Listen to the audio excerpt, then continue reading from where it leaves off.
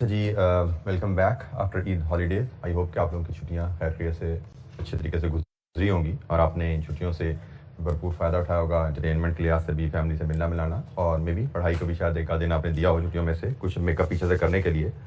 तो छुट्टियों से पहले, इससे पहले हमारी जो डिस्कशन चल रही थी that was on the CVP analysis. और CVP एनालिसिस में हमने डिफरेंट जो एस्पेक्ट्स डिस्कस कर लिए थे उनकी, जिसमें single product break even, multi product break even, और देन उनके डिफरेंट फार्मूलाज को लेके इस्तेमाल करना, डिफरेंट सिनेरियोज हमने देख लिए थे। और अब हमने पास्ट पेपर क्वेश्चंस पे डिस्कशन स्टार्ट करनी है CVP एनालिसिस के। लेकिन इससे पहले हम डिस्कशन स्टार्ट करें, आपके दिन में कोई क्वेश्चन पिछले जो एग्जाम्पल सेशन हमने की उनसे रिलेटेड। अच्छा जी, CVP एनालिसिस में सबसे पहले हम क्वेश्चन नंबर 1 देखते हैं। इसमें भी काफ़ी ज़्यादा क्वेश्चन हमारे पास क्वेश्चन बैंक में अवेलेबल है हमारे, लेकिन क्लास के एजेंडा में हमने तकरीबन 7 से 8 क्वेश्चन हैं जो हम करेंगे इंशाअल्लाह। तो हम सबसे पहले क्वेश्चन नंबर 1 से अपनी बात शुरू करते हैं। It is on page number 394 book में, पेज 394 पे क्वेश्चन 1 आ रहा है जी। सॉल्वेंट लिमिटेड, ऑटम 9, क्वेश्चन 3, काफ़ी पुराना सवाल है ये। Let's start reading from the requirement. Compute break even sales assuming that the ratio of quantity sold would remain the same as has been budgeted above. Joint product, multiple product question है क्योंकि उसी में ही ratio का जिक्र आता है। ये assumption ना भी लिखा हो तो it is understood joint multi product में जब भी हम ब्रेक इवन कैलकुलेट करते हैं उसी assumption के तहत कैलकुलेट करते हैं कि जो बजटेड सेल्स की रेशियो है उसी रेशियो में सेल्स की जाएंगी। लेट्स रीड द डाटा और फिर देखते हैं कैसे सवाल शुरू होगा, कैसे खत्म करना है इसको। Solvent limited has 2 divisions, each of which makes a different product. Budgeted data for the next year is as under. Product A, Product B, rupees में डाटा है, सेल्स की फिगर है, direct material, direct labour, factory overheads and profit per unit. Profit per unit यहां से निकाला गया जी। Details of price per unit, I misread it, price per unit क्या है।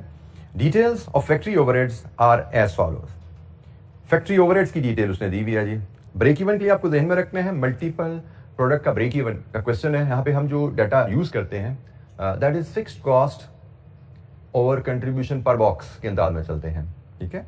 और प्राइस हमें दी गई है, प्राइस की मदद से हम यूनिट्स डिटरमिन कर सकते हैं, यूनिट से रेशियोज हमारी आ सकती हैं, और फिर price minus variable cost determine करेंगे। Price per unit, variable cost per unit यहां से करेंगे तो हमें कंट्रीब्यूशन पर यूनिट आ जाएगा, वहां से कंट्रीब्यूशन पर बॉक्स और break even in boxes, then break even in units आ जाएगा। तो हमें कंट्रीब्यूशन पर यूनिट जब हम बात करते हैं तो मटेरियल, लेबर एंड ओवरहेड, ये दो तो वेरिएबल होती है, इसमें तो कोई दूसरी राय नहीं है, ठीक। डायरेक्ट मटेरियल भी वेरिएबल होता है, डायरेक्ट लेबर वेरिएबल होता है। फैक्ट्री ओवरहेड्स में वेरिएबल फिक्स दोनों होते हैं, इसलिए उसने इसकी हमें डिटेल दी गई है, हमें डिटेल प्रोवाइड की गई है फैक्ट्री ओवरहेड्स की, ताकि हम इसकी मदद से फैक्ट्री ओवरहेड में फिक्स और वेरिएबल को अलग-अलग कर सकें और अपना आंसर बना सकें। तो फैक्ट्री ओवरहेड की डिटेल है जी। Product A stored in a rented warehouse whose rent is 0.25 million per month. Product B is required to be stored under special condition. It is stored in a third party warehouse and the company has to pay rent on the basis of space utilized. The rent has been budgeted at 0.12 million per month. Indirect labor has been budgeted at 20% of the direct labor. 70% of indirect labor is fixed. Depreciation for assets pertaining to product A and B is 6 million and 2 million respectively. 80% of the cost of electricity and fuel varies in accordance with the production in units and the total cost has been budgeted at 4 million. Electricity and fuel की cost 4 million है, जिसमें से 80% variable है, जिसका ताल्लुक units produce से है. All other overheads are fixed. अच्छा, ये बड़ा की सेंटेंस है जी। This is a key sentence. हमने यहां से करना क्या जी, हमने फिक्स्ड और वेरिएबल ओवरहेड्स को अलग-अलग करना, ठीक है। अब मैं 2 सवाल आपसे पूछता हूं कि क्या ये मुझे जो ब्रेकअप दी गया है, जो इंफॉर्मेशन दी गई है 1 2 3 4 5 में, क्या उसने 100% ओवरहेड्स को कवर कर लिया है कि ये 100% फिक्स्ड है, ये 100% वेरिएबल है? Is it so? Last sentence बताता है ऑल अदर ओवरहेड्स। उसने हमें कहा कि इनके अलावा, इसमें जो जिक्र हो गया, इसके अलावा जो भी बचा है वो फिक्स्ड है। इसका मतलब वेरिएबल का जिक्र पूरा हो चुका है यहां पे, ऐसा ही है। यहां पे कुछ वेरिएबल का जिक्र भी है, कुछ फिक्स का भी जिक्र है, लेकिन फिक्स का जिक्र पूरा नहीं है, वेरिएबल का जिक्र पूरा है। इसका मतलब टोटल ओवरहेड्स हमें पता है, इसमें से यहां पे अगर हम वेरिएबल ओवरहेड आइडेंटिफाई कर लें, वो माइनस कर दें, तो फिक्स्ड ओवरहेड मिल जाएंगे। ऐसा ही this is the key, total overheads में से वेरिएबल ओवरहेड आइडेंटिफाई करें, जो बचेगा फिक्स होगा। इसमें जो फिक्स है उससे में गर्ज नहीं है, हमने ये फैसला कर लिया, क्योंकि उसने कुछ फिक्स इसमें लिख दिए, इसके अलावा और भी फिक्स है। इसका मतलब फिक्स की इंफॉर्मेशन कंप्लीट नहीं है, वेरिएबल की इंफॉर्मेशन कंप्लीट है। ठीक है, तो हमें टोटल ओवरहेड्स में से वेरिएबल ओवरहेड्स आइडेंटिफाई करके लेस करने हैं, तो हमें फिक्स्ड ओवरहेड्स यहां पे मिलेंगे। अच्छा जी, हम यहां पे अब कंट्रीब्यूशन की अप्रोच पे जब चलते हैं, तो हमने कहा था कि हम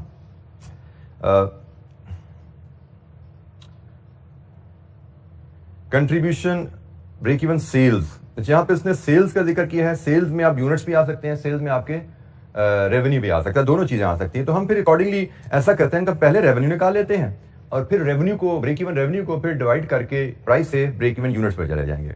अच्छा, ब्रेक इवन रेवेन्यू पे जाना है तो फिर हमें CS रेशो चाहिए। CS ratio of a box चाहिए, या हम CS रेशो टोटल भी ले सकते हैं। टोटल CS रेशो ले लें तो भी हमारा काम हो जाएगा। तो टोटल CS रेशो लेने का तरीका क्या रहेगा हमारा, मैं अगर थोड़ा सा फॉर्मेट बिल्ड करूं, टोटल CS रेशो हम कैसे लेंगे।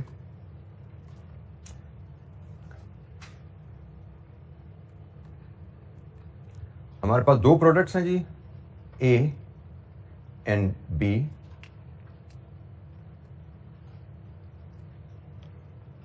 एक कॉलम हम टोटल का रख लेते हैं, हम 3 कॉलम में ये वर्किंग बना लेते हैं।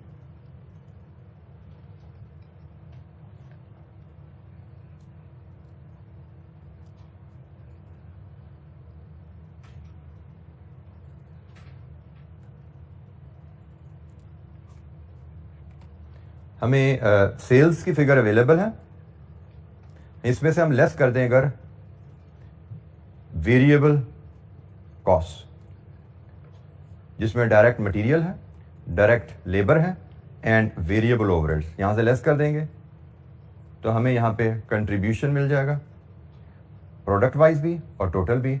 और फिर टोटल कंट्रीब्यूशन को जब मैं टोटल सेल से डिवाइड करूंगा तो मुझे यहां पे एवरेज CS रेशियो मिल जाएगी। एवरेज CS रेशियो हमने बात किया था, हम चाहे तो पैक के ऊपर निकाल लें, चाहे तो टोटल रेशियो को लेकर यहां से निकाल लें, एक ही बात है।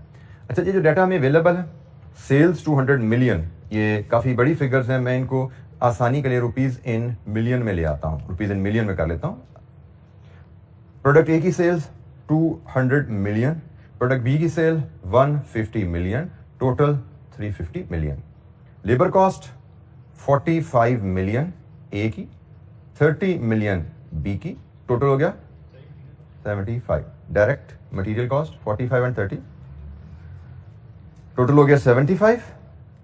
फिर हम डायरेक्ट लेबर कॉस्ट लिखें 60 मिलियन A की, 45 मिलियन B की, टोटल हो गया जी 105।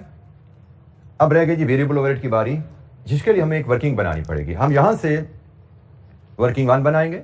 वर्किंग 1 में हमारे पास टोटल ओवरहेड्स अवेलेबल है। वर्किंग 1 में हम टोटल फैक्ट्री ओवरहेड्स हमें अवेलेबल हैं, इसमें से हम लेस कर देंगे वेरिएबल ओवरहेड्स। मुझे फिक्स्ड वेरिएबल ओवरहेड दोनों का ब्रेकअप चाहिए, तो नेचुरली मेरे पास यहां पे फिक्स्ड ओवरहेड बच जाएंगे, फिक्स्ड फैक्ट्री ओवरहेड बच जाएंगे। ठीक है जी, इसको भी हम 2 कॉलम में वर्किंग कर लेते हैं। चलो 3 कॉलम इसके भी बना लेते हैं।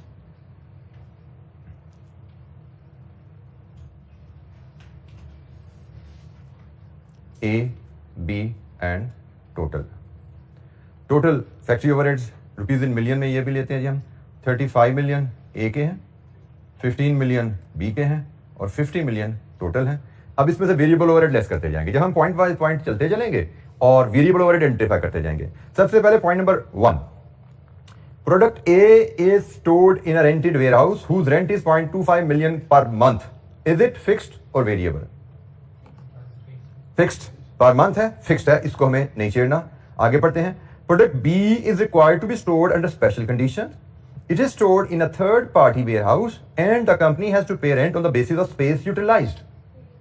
This is variable. Space utilized की बेसिस पर रेंट पे करना है, मतलब जितने ज्यादा यूनिट्स उतना ज्यादा रेंट, तो this is variable. The rent has been budgeted at 0.12 million per month. Rent का अंदाजा लगाया गया है कि वेरिएबल बेसिस पे जब हम रेंट पे करेंगे वो अंदाजन 0.12 मिलियन पर मंथ होगा। ठीक है, ऊपर बता दिया स्पेस यूटिलाइज है, नीचे बेशक पर मंथ दिया है लेकिन उसे बता दिया वेरिएबल खर्चा है। तो जनाब हम सबसे पहले यहां पे लाएंगे वेरिएबल ओवरहेड्स में रेंट, और रेंट सिर्फ बी का है, ठीक है जी, और वो है 0.12 मिलियन इंटू 12। खर्चा सारा सालाना है, रेवेन्यू सारा सालाना है, ईयर का है, तो इसलिए इसको भी हम ईयरली बनाएंगे। कितना बना जी? 1.44। ये जनाब वेरिएबल ओवरहेड की पहली आइटम आ गई, टोटल भी 1.44।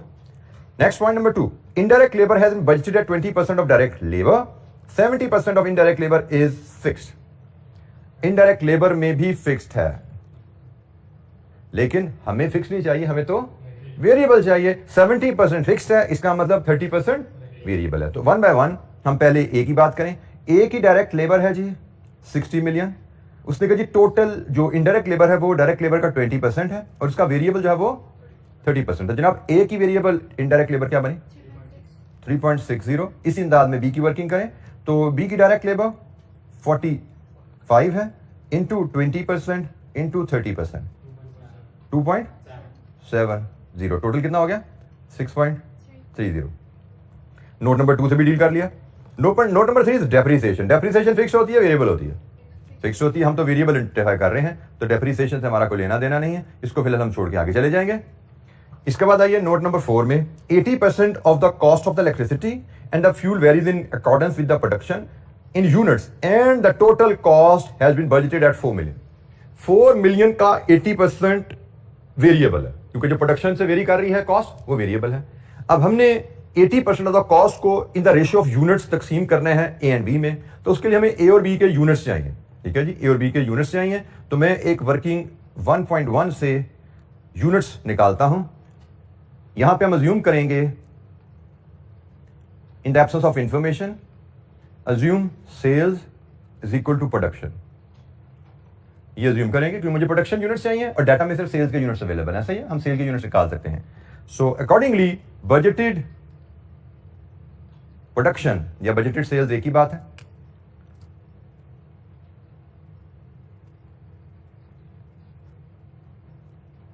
ए की आएगी जनाब 200 मिलियन डिवाइडेड विद प्राइस 20। कितने हैं जी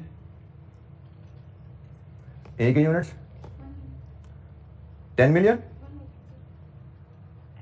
1 मिलियन, क्या करना था दोबारा? 10 मिलियन। और बी के यूनिट्स आएंगे 150 मिलियन डिवाइड विद 25, 6 मिलियन। लीजिए जनाब ये यूनिट्स आ गए हमारे पास। हमने अज्यूम किया सेल्स और प्रोडक्शन बराबर है, क्योंकि हमें डाटा जो अवेलेबल है उसके हिसाब से हमने चलने हैं। हमें प्रोडक्शन के डाटा चाहिए, दैट इज नॉट अवेलेबल, हमें इनफैक्ट सेल्स का डाटा अवेलेबल है। तो in the absence of any other information we will assume sales production के बराबर ही रही होगी। ये जनाब रेशियो आ गई। अब हम चलते हैं इलेक्ट्रिसिटी कॉस्ट के ऊपर, that is electricity and fuel. जरा वर्किंग देखिएगा। उसने कहा 4 मिलियन का टोटल खर्चा है, इसमें 80% वेरिएबल है, ये लिखा। और ये जो वेरिएबल खर्चा है ये प्रोडक्ट्स में तकसीम होने हैं in the ratio of units produced. 10/16 ये जाएगा आपका ए का, और 6/16 ये जाएगा आपका बी का। ऐसा ही है जी। वेरिएबल खर्चा क्या है? 4 मिलियन का 80%, जो कि in the ratio of units produced charge किया जाएगा। तो 10/16 ए है, 6/16 बी है। ये टोटल 16 मिलियन यूनिट्स हमने बनाया, ठीक है। तो 10/16 और 6/16। तो वैल्यूज बोलिए जी इलेक्ट्रिसिटी की। 2 मिलियन ए, 1.2 बी, और ये हो गया जी टोटल 3.2। अच्छा जी, हम यहाँ पे चूंकि हमें वेरिएबल का भी टोटल चाहिए, एक हमें यहाँ पे सब टोटल इनकॉर्पोरेट कर लेना चाहिए। यहाँ पे एक सब टोटल ले लेते हैं, टोटल वेरिएबल ओवरहेड का, और फिर इसके नीचे हम फिक्स ओवरहेड ले आएंगे। टोटल वेरिएबल ओवरहेड्स का टोटल यहाँ पे आया जी 5.6। यहाँ पे कितना जी बी का टोटल कितना है वेरिएबल? 5.34। टोटल हो गया 10.94। अब इसको लेस कर देंगे अगर हमें यहाँ पे फिक्स्ड ओवरहेड की कॉस्ट मिल जाएगी, टोटल फिक्स्ड एफओएच। इसको भी हम वेरिएबल एफओएच लिखते हैं क्योंकि हमारे टोटल एफओएच है। यहाँ पे हम लिखेंगे वेरिएबल एफओएच फैक्ट्री ओवरहेड, यहाँ पे लिखेंगे फिक्स्ड एफओएच। जी बताइए जनाब, 35 माइनस 5.6 29.4 जी, 15 माइनस 5.34 9.66, टोटल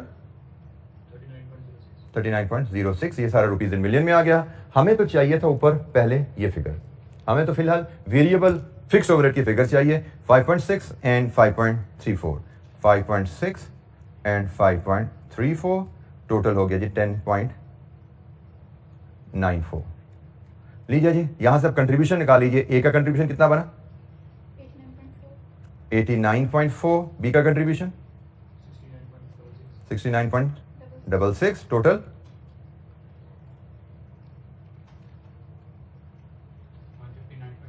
159.06।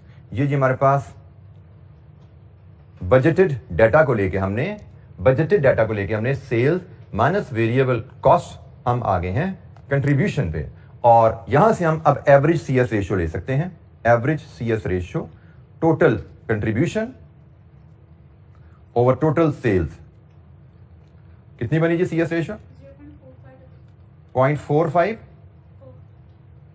4 ले जाइए ताकि डेसिमल 2% में 2 डेसिमल लग जाएंगे, 45.44%। ये जी हमारी एवरेज सीएस रेशियो आ गई है। एवरेज सीएस रेशियो आ जाए, मल्टी प्रोडक्ट का ब्रेक इवन रेवेन्यू कैसा आता है हमने पढ़ा हुआ है। मल्टी प्रोडक्ट का break even revenue is fix cost जो कि वर्किंग वन से हमें मिल रही है। फिक्स कॉस्ट वर्किंग वन से 39.06, बिल्कुल ठीक है जी। सो ₹39.06 मिलियन ओवर 0.4544। जनाब ब्रेक इवन रेवेन्यू कितना आया 85.95 million rupees. This is our break even revenue. But मैंने आपसे एक बात की थी, ब्रेक इवन रेवेन्यू जब आप निकाल रहे हैं मल्टी प्रोडक्ट में, जब तक इस रेवेन्यू को प्रोडक्ट्स में स्प्लिट ना करें आंसर आपका कंप्लीट नहीं होता। तो हमें इस रेवेन्यू को प्रोडक्ट में स्प्लिट करना है, और किस रेशियो में स्प्लिट करेंगे सेल्स वैल्यू की रेशियो में, या हमें पैकेट में सेल्स वैल्यू की रेशियो दी जाए। पैकेट में नहीं अवेलेबल तो बजटेड अवेलेबल है, एक ही बात है। बजटेड में सेल्स वैल्यू की रेशियो क्या है, टोटल सेल अगर 350 की है तो 200 ए की, 200 रुपए ए, 150 रुपए बी, ठीक है। सो ब्रेक इवन रेवेन्यू ये टोटल है। ब्रेक इवन रेवेन्यू ए का जो आपका आएगा 85.95 मिलियन को आप स्प्लिट करेंगे 200 ओवर 350, ये बना ए का रेवेन्यू कितना जी 49.1 मिलियन, और बी का रेवेन्यू इसी अंदाज में 85.95 मिलियन इंटू 150 ओवर 350 86.84 मिलियन। ये जी ब्रेक इवन रेवेन्यू ए और बी का आ गया। एनी इशू, हमने क्वेश्चन के डाटा को बेसिक हम फार्मूलाज पे आए थे। हमने कहा जी हमें मल्टी प्रोडक्ट ब्रेक इवन में जो फार्मूला यूज करना है वो ये वाला फार्मूला है, fix cost over CS ratio. CS ratio determine की, फिक्स कॉस्ट हमने डिटरमिन की, और उसके बाद ब्रेक इवन रेवेन्यू को हमने ए और बी के रेवेन्यू में स्प्लिट किया। किस रेशियो में स्प्लिट किया आपको बताया गया था। ब्रेक इवन रेवेन्यू को आप स्प्लिट करते हैं प्रोडक्ट्स में on the basis of sales value की रेशियो इन द बॉक्स। यहां पे बॉक्स का डाटा अवेलेबल नहीं था, टोटल का डाटा अवेलेबल है, एक ही बात है। जो बॉक्स में सेल्स वैल्यू की रेशियो होती है वही सेल्स वैल्यू की रेशियो बजटेड में हमें गिवन है, एक ही बात। हमें अलग से बॉक्स की रेशियो बनाने की जरूरत नहीं है, ठीक है। That will be unnecessary. कर लें तो जवाब यही आएगा, but that will be unnecessary. हमें बनाने की जरूरत नहीं। हम बना सकते हैं वैसे, उसमें भी मेरे को मसला नहीं है, लेकिन जरूरत नहीं है। बॉक्स जैसे 10 और 6 बॉक्स बन गया आपका, ठीक है ना। यहां से भी सीएस रेशियो निकाल सकते हैं, बट मैं फिर बोल रहा हूं आपको जरूरत नहीं है। आपको जब ये टोटल बेस पे डाटा गिवन है, आप इसी वैल्यू की रेशियो को लेके आप स्प्लिट कर सकते हैं। अच्छा जी, ब्रेक इवन रेवेन्यू आ गया, अब ब्रेक इवन यूनिट्स बना लें। ए के यूनिट्स, ए का रेवेन्यू डिवाइड विद ए की प्राइस। ए की प्राइस है जी 20, कितने आज ब्रेक इवन यूनिट्स ए के 2.45 मिलियन, 2.45 मिलियन। और इसी तरह बी के break even units ₹36.84 divide with 25, 1.47 million. लीजिए जी, ये हमारा आंसर कंप्लीट हो गया। एनी क्वेश्चन, कोई सवाल?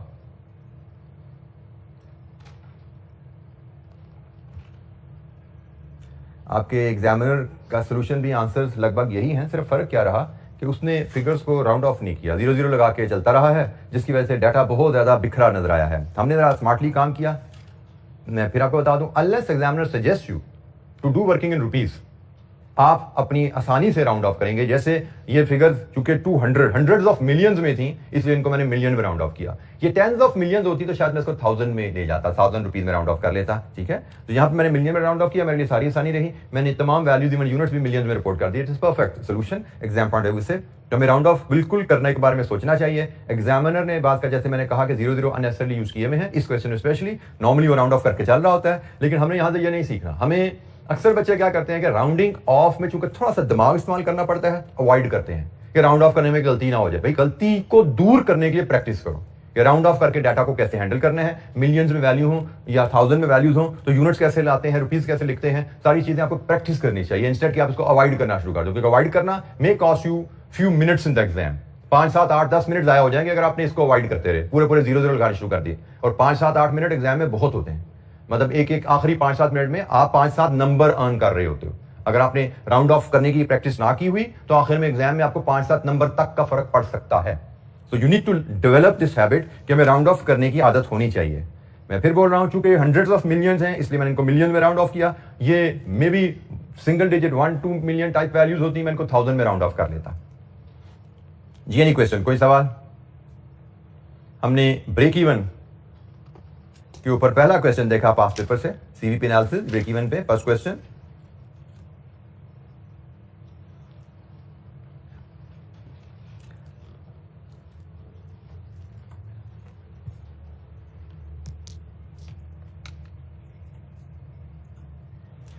अच्छा जी, एक और क्वेश्चन देखते हैं, क्वेश्चन नंबर 2।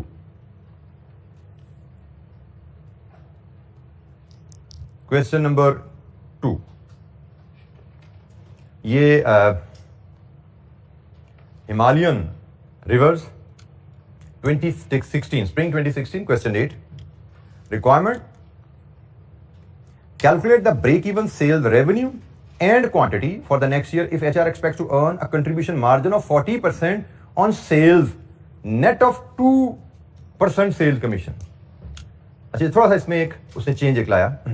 पहली बात उसने यहाँ पे क्लियर कर दिया, सेल रेवेन्यू भी देना है, सेल्स क्वांटिटी भी देनी है, break even revenue break even quantity देनी है। पिछले साल में उसने सिर्फ ब्रेक इवन सेल्स कहा था, ये बिगेस्ट रिक्वायरमेंट थी, क्योंकि सेल्स तो क्वांटिटी भी हो सकती है, वैल्यू भी हो सकती है। हमने इसलिए दोनों वर्कआउट कर दिए। ठीक है, यहाँ पे इसने क्लियरली बता दिया सेल्स रेवेन्यू, रेवेन्यू का मतलब रुपीज हो गया, और क्वांटिटी यूनिट्स हो गए, दोनों देने हैं। और कंट्रीब्यूशन मार्जिन की रेशियो उसने बताई है 40% on sales net of 2% commission.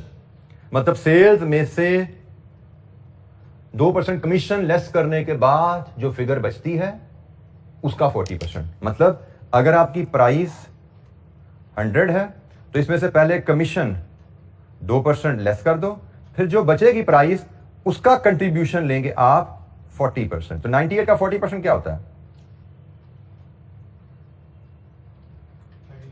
39.2। ठीक हो गया जी। तो यह है कहानी। 40% कंट्रीब्यूशन है किसका?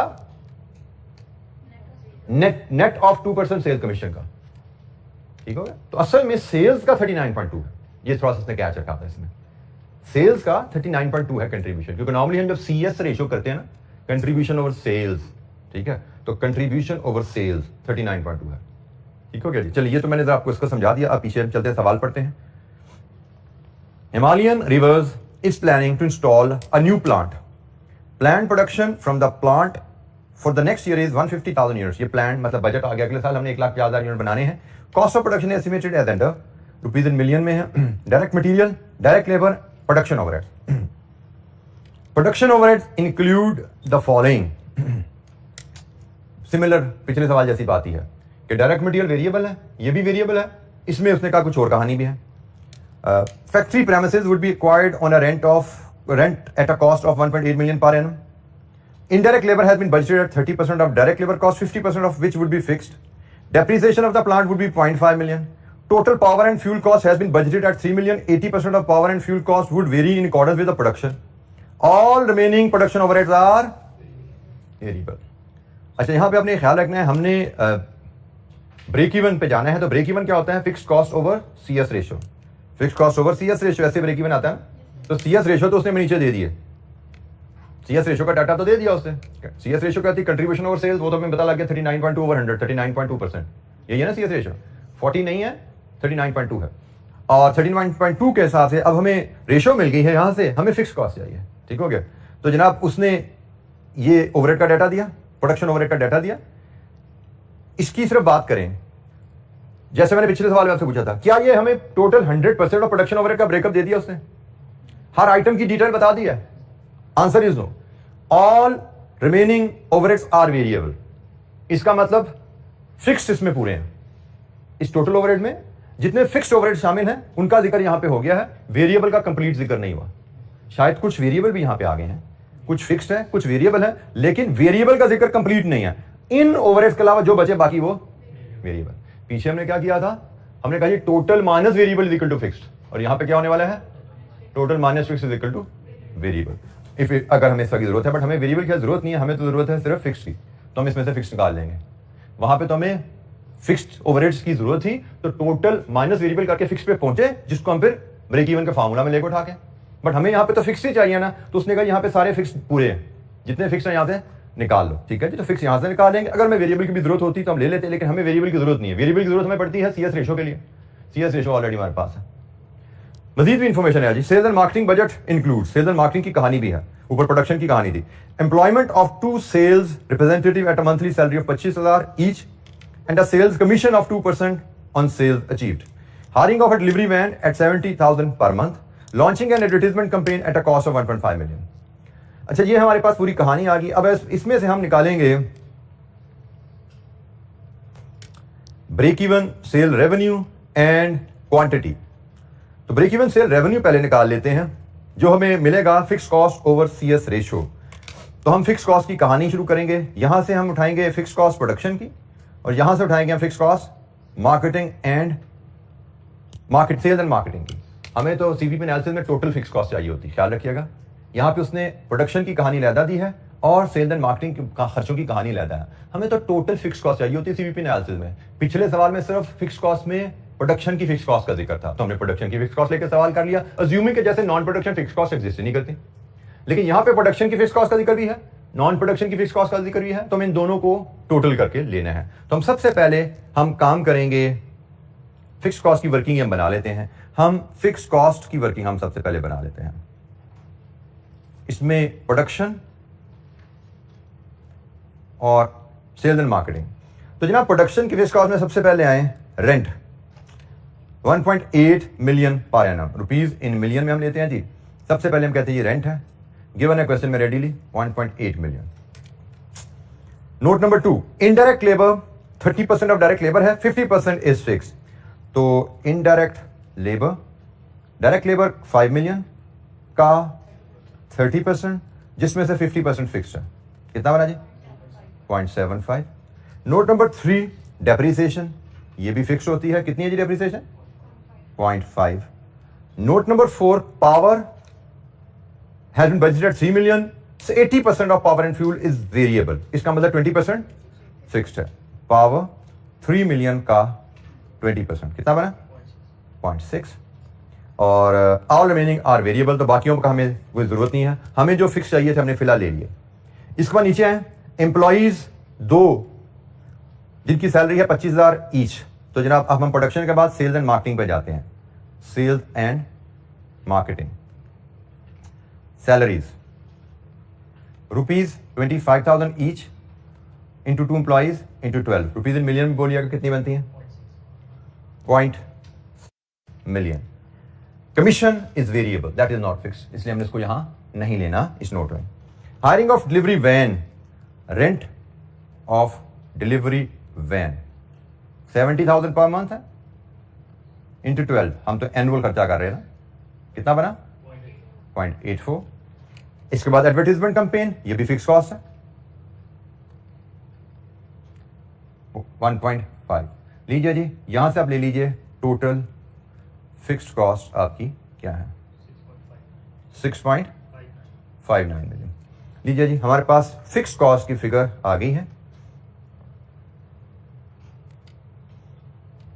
फिक्स कॉस्ट की फिगर हमारे पास है और सीएस रेशो की वर्किंग मैंने अभी आपसे शेयर की थी, दैट इज 40% ऑफ, मैं दोबारा यहां पे अगर करूं 98, इट इज 39.2 2%। CS रेशियो हमारे पास आ गई है। यहां से हम ब्रेक इवन रेवेन्यू ले सकते हैं। It is equal to 6.59 divide with 0.392 rupees in million में। बोलिए जी ब्रेक इवन रेवेन्यू कितना आया? 16.81 रुपीज हमारा ब्रेक इवन रेवेन्यू आ गया। जी जनाब, एनी क्वेश्चन, कोई सवाल?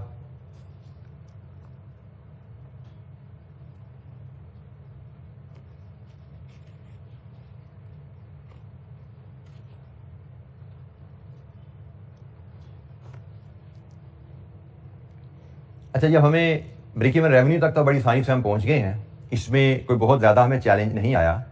सिर्फ एक जो कैश था वो ये था, 40% को हमने 39.2 में कन्वर्ट किया। उसने कंट्रीब्यूशन मार्जिन 40% बोला, लेकिन वो 40% ऑफ सेल्स नहीं था। नॉर्मली हम CS रेशियो कहते हैं कंट्रीब्यूशन ओवर सेल्स। तो contribution as a percentage of sale देखा जाए तो 39.2 बन रहा है। 40% तो नेट ऑफ कमीशन का है। 40% तो नेट ऑफ कमीशन का है। नॉर्मली हम ग्रॉस सेल्स पे CS रेशियो को कैलकुलेट कर रहे होते हैं, वो 39.2 है। ये हमारे पास जनाब ग्रॉस सेल्स आ गई ब्रेक इवन। अब ब्रेक इवन रेवेन्यू से हमने जाना है ब्रेक इवन यूनिट्स में, तो उसके लिए क्या करेंगे? ब्रेक इवन यूनिट्स निकालना है। तो जनाब 16.81 million over price per unit. Price per unit चाहिए जी हमें। अगर प्राइस पर यूनिट मिल जाएगी तो हमारा ब्रेक इवन यूनिट्स हमारे पास आ जाएंगे। ऐसे ही ना, रेवेन्यू को डिवाइड कर दे प्राइस से, रेवेन्यू को डिवाइड करते हैं प्राइस से, तो हमें ब्रेक इवन यूनिट्स आ जाएंगे, क्योंकि यूनिट्स इनटू प्राइस रेवेन्यू है ना। तो revenue divide with price, units आ जाते हैं। जी जनाब, एनी क्वेश्चन? अच्छा जी, अब जरा सवाल की तरफ चलते हैं कि प्राइस कैसे आनी है, उसके बारे में थोड़ा सी डिस्कशन हम कर लेते हैं। प्राइस आनी कहां से है?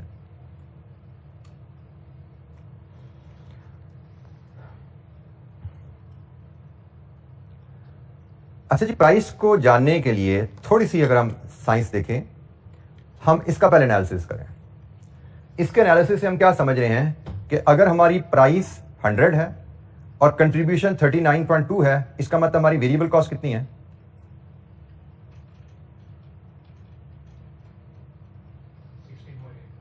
60.8।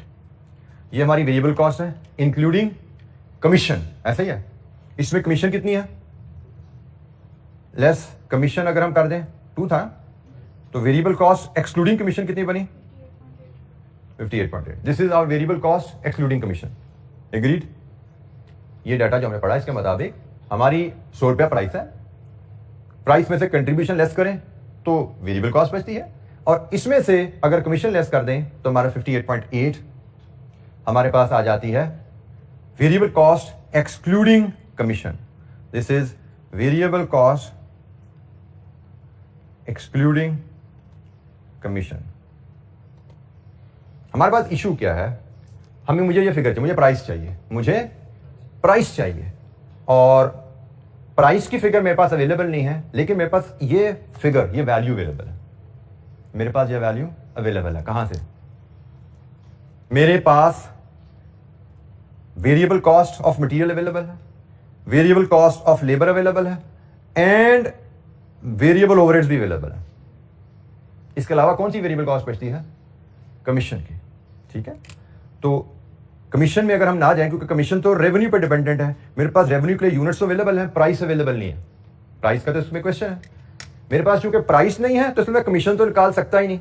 2% ऑफ प्राइस या 2% ऑफ रेवेन्यू हमने कमीशन देना है। रेवेन्यू के लिए प्राइस चाहिए, वो अवेलेबल नहीं है। मुझे प्राइस के लिए तो इस सवाल की तरफ आना पड़ा है कि प्राइस कहां से उठाएं। तो मैंने कहा जी मुझे प्राइस तो अवेलेबल नहीं है, लेकिन वेरिएबल कॉस्ट एक्सक्लूडिंग कमीशन का प्राइस से रिलेशनशिप अवेलेबल है। मुझे प्राइस चाहिए, दैट इज नॉट अवेलेबल, लेकिन variable cost excluding commission, commission के अलावा वेरिएबल कॉस्ट अवेलेबल है हमें।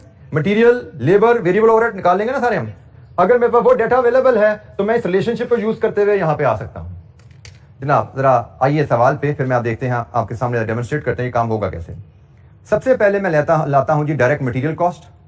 वो क्वेश्चन में गिवन है जी 6 मिलियन। फिर मैं लाता हूं डायरेक्ट लेबर, वो क्वेश्चन में गिवन है 5 मिलियन।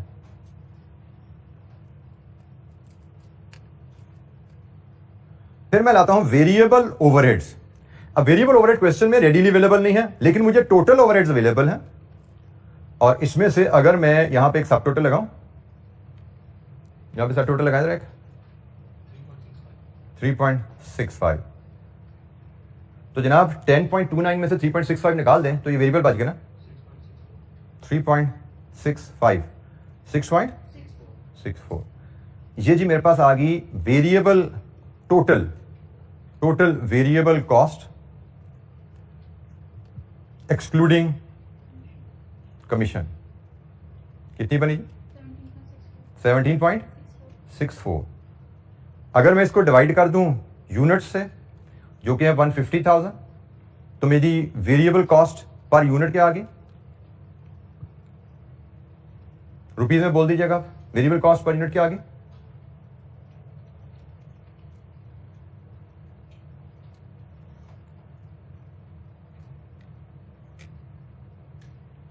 $17.64 मिलियन को यूनिट से डिवाइड कीजिए, रुपीज में फिगर बोलिए। 117.60। अब ये वेरिएबल कॉस्ट मेरे पास है और रिलेशनशिप मैंने आपसे भी शेयर किया, प्राइस पर यूनिट हमारी जो आएगी यहां से, that will be 117.60 divide with 58.80 into 100। यही था रिलेशनशिप हमारा कि वेरिएबल कॉस्ट एक्सक्लूडिंग कमीशन जो होती है वो सेल प्राइस का 58.8% है। ये निकाला था हमने, तो प्राइस क्या है यहां से? अब ये इस तरह की रॉकेट साइंस आपको थोड़ी थोड़ी सीखनी पड़ेगी। एग्जाम में सीवीपी के एनालिसिस बहुत ज़्यादा वॉल्यूमिनस क्वेश्चन नहीं होते, लेकिन उनमें ट्रिक्स इस तरह की होती हैं कि आपको पता होना चाहिए मुझे इन्फॉर्मेशन क्या चाहिए, and then you have to think कि मैं रिक्वायर्ड इन्फॉर्मेशन कैसे फैच करूं क्वेश्चन से। तो जनाब ये हमारे पास प्राइस आ गई यहां से कि क्या प्राइस है पर यूनिट। जब प्राइस हमारे पास आ गई है तो अब आसानी से हम ब्रेक इवन रेवेन्यू से ब्रेक इवन यूनिट्स पे जा सकते हैं। ये जी वर्किंग वन हमने बनाई थी, इसको यहाँ पे 200 फीट कीजिए तो ब्रेक इवन यूनिट्स बता दीजिए कितने आते हैं। ऊपर मिलियंस में है, नीचे रुपीस है, यूनिट्स बताइए। 84050 यूनिट्स। दो फिगर्स उसने हमसे कहा था, एक ब्रेक इवन रेवेन्यू था और एक ब्रेक इवन यूनिट्स था। दोनों फिगर्स हमारे पास आ गए।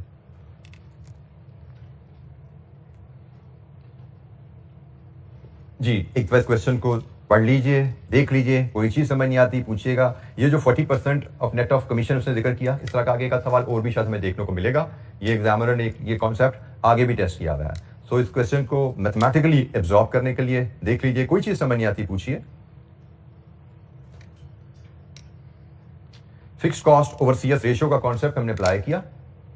फिक्स कॉस्ट हमने वर्कआउट की, प्रोडक्शन की fix cost, sales and marketing की fix cost, total fix cost आ गई। सीएस रेशियो क्वेश्चन में हमें गिवन था है, उसके मुताबिक हमने सीएस रेशियो को यूज करते हुए ब्रेक इवन रेवेन्यू ले लिया। ब्रेक इवन रेवेन्यू को प्राइस पर यूनिट से डिवाइड करके ब्रेक इवन यूनिट्स पे जाना था। प्राइस पर यूनिट के लिए हमने ये डाटा यूज किया। हमें direct material, direct labour, variable cost का डाटा गिवन था। हमने वेरिएबल ओवरहेड वर्कआउट कर लिया। इस केस में टोटल ओवरहेड में से फिक्स्ड ओवरहेड हम पहले प्रोडक्शन के देख चुके थे, ये हमारे वेरिएबल ओवरहेड आ गए। ये हमने कॉस्ट डिटरमिन की, all variable cost excluding sales commission. Sales commission हमने इसमें डील नहीं किया क्योंकि सेल्स कमीशन की फिगर हमें पता ही नहीं है। सेल्स कमीशन तो प्राइस पे मेजर किया जाता है, प्राइस ही तो क्वेश्चन में मिसिंग है। तो हमने कहा जी सेल्स कमीशन के बगैर तमाम वेरिएबल कॉस्ट ये बनती हैं। टोटल 150,000 यूनिट्स की वेरिएबल कॉस्ट है। यहां से हमने वेरिएबल कॉस्ट पर यूनिट ली और फिर ये रिलेशनशिप जो मैंने आपसे शेयर किया था, ये रिलेशनशिप मैंने इधर आपसे यहां पे लिखा हुआ, मैं इसको भी उठा के चलें आपकी आसानी के लिए।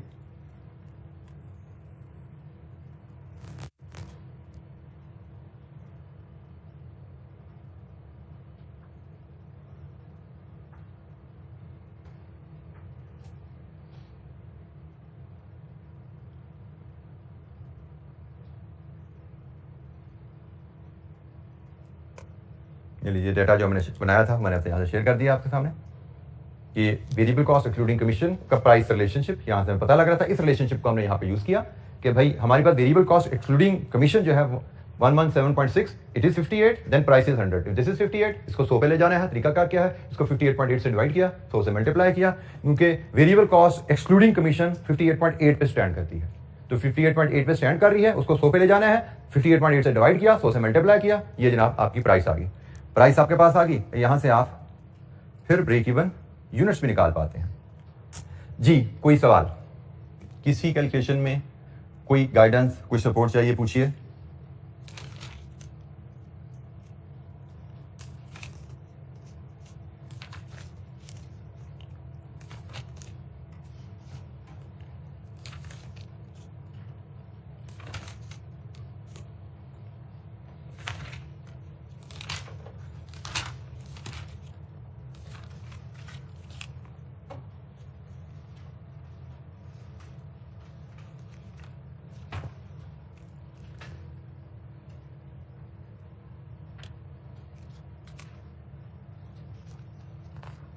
जी हमारे पास आगे क्वेश्चन करने के लिए इस वक्त अब टाइम हमारे पास है नहीं, हमारे क्लास के 8-9 मिनट रह गए हैं, लेकिन क्वेश्चन हमारा जो है काफ़ी लेंथी है। क्वेश्चन नंबर 3 जो हमने करना है, तो इसलिए हम आगे तो फिलहाल नहीं चल रहे। तो मैं ये चाहूँगा अगर आपके जहन में कोई इस क्वेश्चन जो आज की इनसे रिलेटेड या कोई और इशू है पिछली प्रायर स्टडीज से, तो आप क्वेश्चन आंसर हम सेशन थोड़ा सा रख लेते हैं। कोई इशू आपका क्वेश्चन है तो पूछना चाहते हैं तो पूछ सकते हैं आप।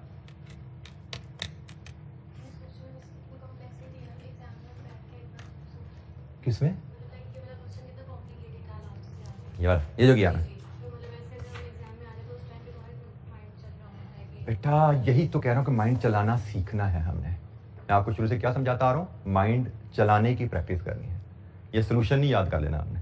आपको डिफरेंट तरीके बताए जाते हैं सवाल करते हुए कि भाई ये सवाल पढ़ो, देखो आपको पता होना चाहिए मुझसे मांगा क्या उसने, ठीक है। आप लोग क्या करते हो, जो एक बड़ी वीकनेस रहती है आपको, उनकी वीकनेस सवाल क्या रहती है कि आप सवाल की बॉडी में खो जाते हो कि सवाल में क्या क्या डाटा अवेलेबल है, इसको पढ़ लो, इसके साथ क्या करें, इसका क्या करें। सवाल का जवाब शुरू होता है उसकी रिक्वायरमेंट से। अब सबसे पहले रिक्वायरमेंट पढ़ते हैं और देखते हैं कि इस रिक्वायरमेंट को एड्रेस करने के लिए मुझे क्या क्या इंफॉर्मेशन चाहिए। जैसे इसी सवाल की हम बात करें, हम जब रिक्वायरमेंट पे आते हैं तो रिक्वायरमेंट से हमें पता लगता है break even sales revenue and quantity. Break even sales revenue क्या होता है जी, fixed cost over CS ratio, ठीक हो गया।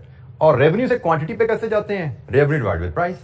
तो इसका मतलब आपको फिक्स्ड कॉस्ट की फिगर चाहिए, आपको सीएस रेशियो की फिगर चाहिए, आपको प्राइस की फिगर चाहिए, ठीक है। यहां से आप असेस करते हैं मुझे अब चाहिए क्या, फिर आप सवाल की तरफ जाते हैं। तो हमने जैसे मैंने को पहले ही बोला भाई कि आपको हर स्टेप पे नंबर मिलेंगे। Fixed cost, CS ratio, price, ये 3 बड़ी फिगर हैं। लेकिन फिक्स्ड कॉस्ट के भी कंपोनेंट्स हैं कितने, प्रोडक्शन की fixed cost, sales and marketing fixed cost, हर कंपोनेंट पे एक आधा नंबर मिल रहा है। तो आपके नंबर तो स्कोरिंग शुरू हो जाती है जब फिक्स्ड कॉस्ट की कैलकुलेशन शुरू करते हैं। आपने जब सोच लिया मुझे क्या क्या चाहिए, तो फिर आप देखिए फिक्स्ड कॉस्ट निकालने में कोई दिक्कत है आपको यहाँ से, तो नंबर तो स्कोर कर लिया। फिक्स्ड कॉस्ट निकालने में आपने टोटल 10 नंबर का सवाल है, 3-4 नंबर तो स्कोर हो गए, 3 नंबर 4 नंबर, तो नंबर तो स्कोरिंग शुरू होगी बेटा। अगर आपको पता है मैंने चलना किस तरफ है, फिक्स्ड कॉस्ट निकाल ली। सीएस रेशियो का एक छोटा सा कॉन्सेप्ट मैंने आपको यहाँ पे, शायद अगर पहले डिस्कस नहीं भी हुआ तो मैंने बता दिया भाई, 40% on sales net of commission का मतलब 39 ये तरह सा पॉइंट आप पिक करते हैं, फिक्स्ड कॉस्ट आप निकालते हैं, fixed cost over CS ratio, revenue तो आ गया।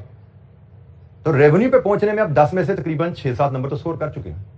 अगर आप इसको टफ क्वेश्चन कर रहे हैं तो इसमें से 60-70% नंबर्स वर वेरी इजी। एक टफ क्वेश्चन में भी 60-70% नंबर स्कोर करना मुश्किल नहीं है अगर आप राइट डायरेक्शन में स्टेप ले लें, ठीक है। तो अब आपको मसला तो सिर्फ अगर देखा जाए तो प्राइस में है ना, आपको अगर देखा जाए तो मसला तो प्राइस में, यस वो आखिरी 3-4 नंबर है वो टफ है। तो उसके लिए जैसे मैंने कहा, you will have to develop your mind practice के थ्रू कि भाई चीजें कैसे कैसे घूमती हैं, इधर से कैसे जुड़ती हैं, उधर से कैसे जुड़ती हैं। ये तो विद प्रैक्टिस आप डेवलप करेंगे बेटा, लेकिन इंशाअल्लाह ये मामला भी आपका हल हो जाएगा। लेकिन असल चीज कंफर्टिंग क्या होनी चाहिए आपके सामने, मैंने बोली कि इसमें से 6 से 7 नंबर वर वेरी इजी, 6 से 7 नंबर बड़े आसान थे। इसकी मार्किंग स्कीम है मैडम हमारे पास, देख लेते हैं मार्किंग स्कीम क्या कहती है, उससे भी थोड़ा सा हमें आइडिया मिलेगा।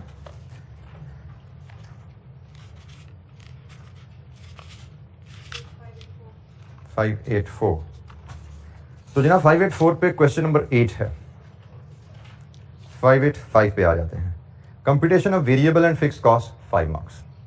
सेल प्राइस पर यूनिट 3, कितने एक्यूरेटली मैंने आपको बताया था। प्राइस पर यूनिट नहीं भी आए तो 7 नंबर आपके आगे। आप प्राइस पर यूनिट अज्यूम कर दो, ये रेवेन्यू है, प्राइस अज्यूम की 150 रुपया, 200 रुपया, 400 रुपया, यूनिट निकाल दो, 7 नंबर मिल गए। अब 7 नंबर लेने इसमें मुश्किल थे। अब 10 में से 7 नंबर तो बहुत आसान थे ना। मैं बाकी तो क्या 10 में से 7 आए तो एक्सीलेंट स्कोर है भाई। अगर टफ क्वेश्चन में भी 7 नंबर ले ले तो 10 में से, तो this is an excellent score. हमें मसला क्या है, मैं शुरू से जाता आ रहा हूं, हम समझते हैं कि सवाल परफेक्ट है तो फिर ठीक है, अगर परफेक्ट नहीं होता हमसे सवाल तो सब गलत है। इस माइंडसेट को जरा बदलिए, क्योंकि परफेक्ट स्कोर पे पास नहीं होना। परफेक्ट स्कोर पे पास होना तो एग्जामिनर आईकैप ने पास परसेंटेज अनाउंस की होती है 100%, उन्होंने क्या अनाउंस की है 50%। They don't expect you to perform perfectly, इसलिए मार्किंग स्कीम भी दे दी आपको कि भाई इसको भी देख लो, इसके हिसाब से आप चलो। तो मार्किंग स्कीम हमें बता रही है कि प्राइस की कैलकुलेशन जो कि ट्रिकी पार्ट लग रही है वो 3 नंबर की है, बाकी 7 नंबर हमारे लिए बड़े आसान रहे, उनमें कोई चैलेंज नहीं था। फिक्स कॉस्ट निकालना कोई चैलेंज नहीं है, रेशियो यहां से कैलकुलेट करना 39.2 कोई चैलेंज नहीं होना चाहिए, क्योंकि रेवेन्यू यहां पे हम जाते हैं, दिस इज द प्राइस। उसने कहा जी 40% कमीशन इसका नहीं है, 40% कंट्रीब्यूशन इसका नहीं, इसका 40 है, हमें तो इस पे जाना है ना। तो इसके लिए हमने रिलेशनशिप मेंटेन किया। इसका मतलब जो कंट्रीब्यूशन है प्राइस का 39.2 है। बस ये एक छोटी सी आप समझिए, जो हमारी इलस्ट्रेशन में चीजें डिस्कस नहीं उनसे हटकर ये एक चीज आई। बाकी तो जैसे मैं कह रहा हूं कि हमने मैथमेटिकल रिलेशनशिप डेवलप किया है वेरिएबल्स का आपस में। हमने वेरिएबल का आपस में मैथमेटिकल रिलेशनशिप डेवलप किया कि भाई अगर इसी डाटा को लेकर चलें तो वेरिएबल कॉस्ट एक्सक्लूडिंग कमीशन ये बनती है। वेरिएबल कॉस्ट एक्सक्लूडिंग कमीशन सारा डाटा क्वेश्चन में अवेलेबल है। अगर ये वेरिएबल कॉस्ट है तो प्राइस 100 होगी। तो वेरिएबल कॉस्ट का डाटा हमारे पास आ, प्राइस क्या है हमने डिटरमाइन कर ली। But again 3 marks, only 3 marks 10 में से इस काम पे थे। ठीक है, तो आपको जो कहा मैं समझाता हूँ, टेस्ट में भी मैं बार बार कहता हूँ आपसे कि बैठें, मैक्सिमम कोशिश किया कि पेयर हो, मिड टर्म हो या मॉक्स आगे आने वाले हैं, जरूर बैठिए और सवाल को अटेम्प्ट कंप्लीट करने की आदत डालिए। Don't go for the perfect solution, complete solution is the key to success. जो परफेक्टली परफॉर्म कर सकते हो जरूर कीजिए। 2-3 दफा रीडिंग क्वेश्चन को करना है, जो हम कर सकते हैं जरूर करेंगे सही, लेकिन जहां पे फंसते हैं अजम्पशन लो, सवाल कंप्लीट कर दो। प्राइस नहीं समझ आ रही है, अज्यूम करो 200 रुपए 400 रुपए, सवाल कंप्लीट कर दो, ताकि सिर्फ प्राइस की कैलकुलेशन के जो नंबर है स्पेसिफिकली वही आपके लूज हो। ठीक हो गए? तो कल हम मजीद क्वेश्चन पे आगे काम करेंगे इंशाअल्लाह। अगले 2 दिन भी हमारे इसी क्वेश्चन ही चलेंगे इंशाअल्लाह। आज के लिए इतना ही। Thank you very much. अस्सलाम वालेकुम।